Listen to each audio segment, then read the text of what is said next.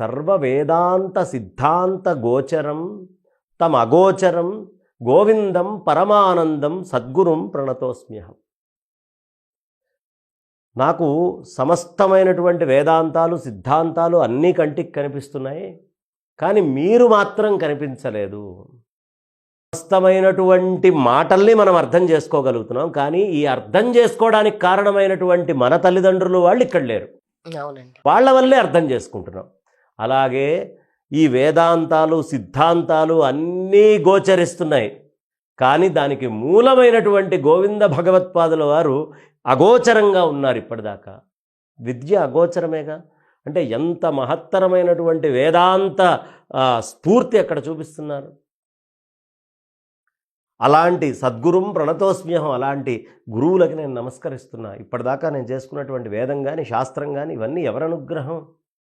ఇవన్నీ కనిపిస్తున్నాయి, కానీ వీటికి మూల కారణమైనటువంటి గురువులు అగోచరంగా ఉన్నారు అని ఒక్కసారి ఆ గోవిందుల వారికి నమస్కారం చేసుకున్నా. అవన్నీ గోచరం కావాలని కోరుకుంటున్నాను అనేటువంటి ఇది కూడా వస్తుంది ప్రార్థనలో. నాకు అవన్నీ ఇప్పుడు వారి నుంచి కనిపించాలి అని వెళ్ళారు. స్వామివారు అలా ప్రశాంతంగా కూర్చొని ఉన్నారు. మంచి తపస్సులోకి అట్లా వెళ్ళిపోయారు. గోవింద స్వాములు వారండి, గోవిందపాదుల వారు. ఊరు అందరూ ఉరుక్కుంటూ ఇక్కడికి వచ్చారు. కారణం ఏమిటంటే నర్మదా నది అలా అలా అలా అలా అలా పెరుగుతూ వచ్చేస్తోంది. ఎంత పెరుగుతూ వచ్చిందయ్యా అంటే ఇక సమాధిలో ఉండేటటువంటి గురువుగారి మీద కూడా నీళ్ళు వెళ్ళిపోతాయేమో. ఆయనేమో ఇక్కడ ఉన్నారు, ఇంకాస్త పైన ఉంటుంది గుడి. కొండలో సగానికి ఉంటుంది గోవిందపాదుల వారు ఉండేది, ఆ పైన గుడి ఉంటుంది. ఆయనేమో సమాధిలోంచి లేవట్లేదు, లేపేటటువంటి శక్తి ఎవరికీ లేదు. ఆయన జోలికి ఎవరు వెళ్ళరు. ఆయన మీదకి నీళ్ళు వస్తున్నాయి. మెల్లిగా జగద్గురువులతోటి ఉన్నటువంటి ఊరు జనమంతా పైకెక్కారు. శంకరుల లీలలు ఎప్పుడు సందుల్లోనో మనుషులు లేకుండానో కాలేదు, ఎప్పుడు వేల మంది జనం మధ్యలోనే ఆయన లీలలు చేశారు. ప్రతీది జనం మధ్యలోనే. నదిని తెప్పించినా, లేకపోతే అమ్మవారి దగ్గర ఆ నదిని వాళ్ళ అమ్మ కోసం వెనక్కి తెచ్చినా, కనకధారాస్తవం చేసినా గ్రామస్తులందరికీ తెలిసేటటువంటి లీలలే తప్ప చిన్న లీలలు ఆయన ఎప్పుడు చేయలే. అక్కడ గోవిందపాదుల వారు ఇట్లా కూర్చొని తపస్సులో ఉన్నారు. గురువు గారి మీదకి నీళ్లు వస్తున్నాయి. ఇది చూశారు శంకర్లు. ఆయన చేతిలో ఒక కమండలం ఉంది. ఆ కమండలం పట్టుకొనే ఇంతకాలం ప్రయాణం చేశారు. ఆ కమండలాన్ని ఒక్కసారిగా అభిమంత్రించి అక్కడ పెట్టేశారు నీళ్ల దగ్గర.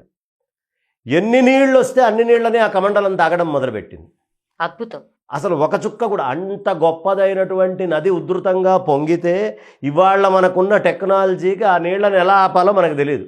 డ్యాములు కూడా కూలిపోతున్నాయి, డ్యాములే ఎగిరిపోతాయి. మొన్న చైనాలో బీభత్సాలు చూసాం మనం, ఎట్లాంటి డ్యాములు కొట్టుకుపోయినాయి. అలాంటిది ఒక కమండలాన్ని అక్కడ పెడితే ఆ కమండలము ఈ వచ్చేటటువంటి నది నీళ్ళని మొత్తాన్ని తాగేసిందట. అందరూ ఆశ్చర్యపోయి చూస్తున్నారు. ఎందుకు? ఆయన పరమేశ్వరుడు అని చెప్పడానికి ఇదే గుర్తు. శంభోర్ మూర్తిశ్చరతి భువనే శంకరాచార్య రూప. అలా నీళ్ళని మనం గట్టిగా బంధించి పట్టుకున్నాం అనుకో అమ్మా, మనం ఏం చేస్తాం? హే నర్మదా జాగ్రత్తగా ప్రవహించు అని ఆజ్ఞాపిస్తాం. ఎక్కడ లేని అహంకారం డంబం అన్నీ చూపిస్తాం. కానీ శంకర్లు కాసేపై నర్మద మామూలుగా కాగానే ఆయన నమామి దేవి నర్మదే త్వమామి పాద పంకజం. అమ్మా నర్మదాంతేవి, నీ పాద పంకజాలకి నమస్కారం చేస్తున్నాను తల్లి అని ప్రార్థన చేశారు. ఏది? నర్మదా నదిని కమండలంలో ఒడిసి పట్టగలిగినటువంటి బాలశంకరుడు నమస్కారం చేయటం ఆరంభించాడు. ప్రార్థిస్తున్నాడు అమ్మని. ఇది కాదా అహంకారం లేకుండా ఎలా ఉండాలి, పెత్తనాలు చెలాయించకుండా ఎలా ఉండాలి అనేది మొత్తం అదేగా. అవునండి. ఆ రహస్యాన్ని శంకర్లు మనకి చూపిస్తున్నారు. ఈ లీల ఎంత బాగుంటుందో, ఆ నీళ్లు రావటం, నీళ్ళని కమండలంలో బంధించటం. ఇది శంకర్లు చేసినటువంటి, గురువుల దగ్గర చేసినటువంటి, ఆ కేరళ ప్రాంతము దాటిన తర్వాత చేసినటువంటి మొదటి లీల.